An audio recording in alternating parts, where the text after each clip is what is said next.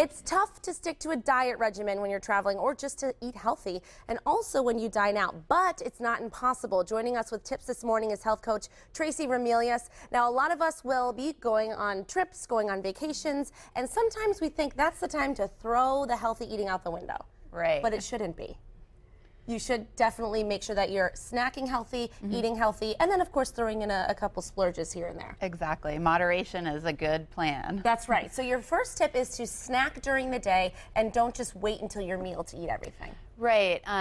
You know, a lot of times when you're traveling, you don't have access to your normal eating pattern. So what I like to do when I'm traveling is to get healthy snacks once I arrive. You can also actually, if you're packing a suitcase, you can actually put some of your favorite snacks in there and bring them along with you. So some good snacks to think about having with you is like a whole grain bread or crackers. You can get self-serve or single serving cheeses or hummus, trail mix and nuts, and of course some apples would be great, so that when you're you know, getting onto your bigger meal later on the day, you're not starving. So. Right. And that's the thing, you may not think about it, you know, you may not think, oh, I'll be fine, I don't need to snack. But when you're really hungry, you'll be really happy that you did pack that cheese or those crackers just to snack on and hold you over until you can have a meal. You also suggest that people make their own meals if they can. Definitely. You know, later we'll talk about how difficult it is eating out for every meal, but if you can cook some of your own meals, you will be able to stick to your regular diet plan or regular way that you eat more.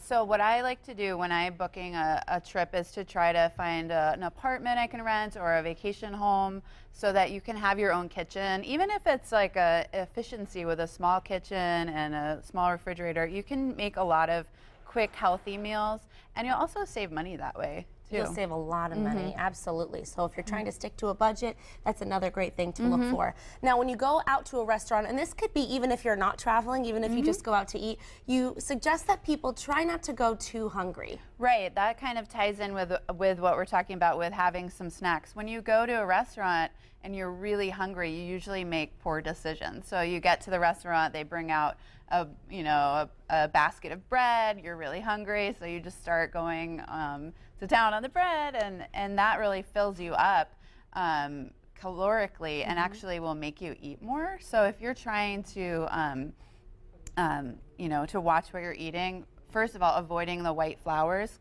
is a really good idea, but then you know, if you're too hungry, you'll probably order something that's a big splurge and go to I know overboard. if I go to a restaurant and I'm so hungry, my willpower is out the window. I want to get the most filling, fattening thing on the menu. So try not to go too hungry. That's great advice. Also, consider splitting an entree with a friend because sometimes those entrees are really big. Correct. You know, one of the biggest challenges I think about eating at restaurants is that the portion sizes are so out of control. So if you can go with a friend and split an entree or split an appetizer and an entree with them, it'll just keep things in a, you know, the more correct serving size. And also when you're traveling, you can't really take home leftovers easily. So you might get into that trap of feeling like you're going to waste food and then you eat more of it. So, you know, splitting and starting with smaller is a good idea. Yeah, I have a hard time wasting food, so I have to eat it all. So that's true. Yes, split with someone, then you don't have so much to finish.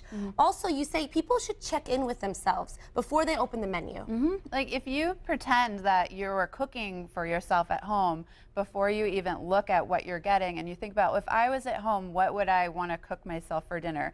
Would I want a salad? Because when you, or something light, or a soup or something, when you open up a menu and there's pictures of these really good looking entrees, you know, your mind starts to be like, oh, I want that. So if you can kind of think about what you want before you even look at the menu or order, and then oftentimes a restaurant can accommodate that. If you tell them, you know, you can ask them what vegetables they have in season right now, and you can actually make some special orders sometimes. Yes, a lot of times they do accommodate for allergies or special dietary restrictions, so it's worth asking because that will make a big difference. Now, it may seem like a very difficult thing to do, but there are alternatives. Skip dessert because you don't necessarily need that, and there are healthier options. Correct. A lot of times when I talk to my clients about going on vacation, they're worried about overindulging. And if you think about a whole long week of travel, you might be going out to a lot of meals, but you don't have to have dessert every single time you go out.